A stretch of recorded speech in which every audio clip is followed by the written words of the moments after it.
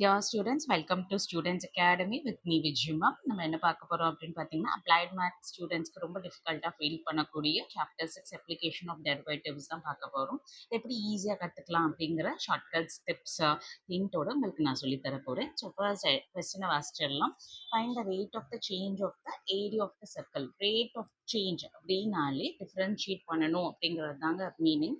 Area of the circle அப்படின்னா யாரை differentiate பண்ணணும் அப்படின்னு பார்த்தீங்கன்னா ஏரியா ஆஃப் த சர்க்கிளை டிஃப்ரென்ஷியேட் பண்ணணும். யாரை பொறுத்து டிஃப்ரென்ஷியேட் பண்ணணும் அப்படின்னு பார்த்தீங்கன்னா ரேடியஸை பொறுத்து டிஃப்ரென்ஷியேட் பண்ணணும்.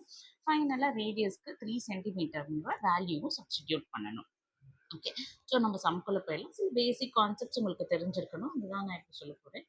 Differentiation of d by dx x power n. இந்த function x power n with respect to x அப்படிங்கிற இருக்கும்போது பவரில் யார் இருக்காங்களோ ஃப்ரண்ட்டில் கொண்டுட்டு வந்துடுங்க, பவரில் ஒருத்தரை சப்ராக்ட் பண்ணிடுங்க. This is your formula. For example differentiation with respect to x x கியூப்க்கு பண்ணுறோம் அப்படின்னா பவரில் யார் இருக்கா, 3 இருக்கா, பவரில் ஒருத்தரை ரெடியூஸ் பண்ணிடுங்க. ஸோ 3x² அப்படின்றது கிடைக்கும். இப்போ differentiation dy dx of already ஒரு 4 அப்படிங்கிற ஒரு கான்ஸ்டன்டால மல்டிப்ளை ஆயிருக்கிற ஃபங்க்ஷன் அப்படி இருந்தால் என்ன ஆகும், 4 கான்ஸ்டன்ட் அதை கான்ஸ்டன்டாகவே ட்ரீட் பண்ணி எடுத்துக்கோங்க. எக்ஸ் பவர் 5, ஸோ பவரில் யார் இருக்கா, 5. Good, very good. ஸோ பவர்லேருந்து ஒருத்தரை சப்ராக்ட் பண்ணணும். Super, good. 5 4s are 20, X power 4. Super, nice. So இந்த மாதிரி போயிட்டே இருக்கும். இப்போ ஃபங்க்ஷன் வந்து எக்ஸில் இருக்குது, வித் ரெஸ்பெக்ட் டு எக்ஸ்னால் நமக்கு ப்ராப்ளமே இல்லைங்க, இந்த மாதிரி ஈஸியாக போட்டுடலாம். பட் அப்படி இல்லாமல் பவரில் இருக்கிற ஃபங்க்ஷன் சம் எக்ஸ் கியூப்னே வச்சுக்கோங்க.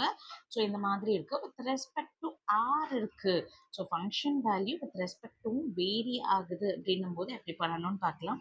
ஃபங்க்ஷன் என்ன இருக்குது, எக்ஸ் கியூப். ஸோ என்ன பண்ணுவோம், நம்ம 3x² அப்படின்னு எப்பவும் பண்ணுற மாதிரி பண்ணிடுவோம். அப்புறம் யாருன்னு பாருங்க, ஆறால பண்ணணும். அப்போ x, the function x with respect to r, additional இந்த வேல்யூ மட்டும் நீங்க கூட மல்டிப்ளை பண்ற மாதிரி இருக்கும். இவ்வளவுதாங்க டிஃபரன்சியேஷன். இதுவா கஷ்டம்? ஓகே, எப்படி பண்ணணும்னு பார்க்கலாமா?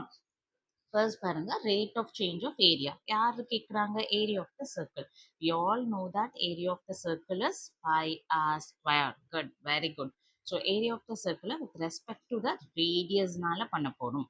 So dA by dr which is equal to pi r square with respect to பாருங்க ஆர். ஃபங்க்ஷனும் ஆர்ல இருக்கு, வித் ரெஸ்பெக்டும் ஆர்ல இருக்கு. Super super. 2r.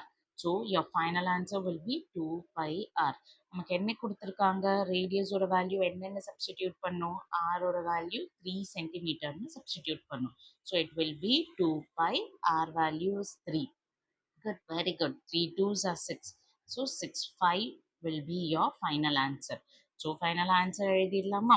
dA by dr when r equal to 3 is 6 5. அவ்வளோதானா, முடிஞ்சிருச்சா அப்படின்னு கேட்டால் கண்டிப்பாக இல்லைங்க. யூனிட்ஸோடு எழுதணும், யூனிட்ஸ்க்கும் மார்க் இருக்கு. நான் யூனிட்ஸ் எப்படி ஷார்ட்டாக எழுதுறது அப்படிங்கிறது உங்களுக்கு சொல்கிறேன்.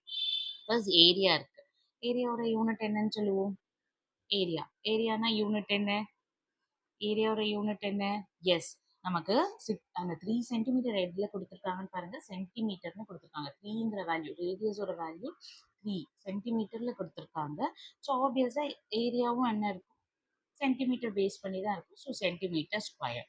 ஆர் அப்படிங்கிறவர் யாரு, ஆர் அப்படிங்கிறவர் ரேடியஸ். ரேடியஸ் ஆப்வியஸாக centimetre. So centimeter square by centimeter. This is your final answer. Hope you are clear with it. Yes, doubts irukka?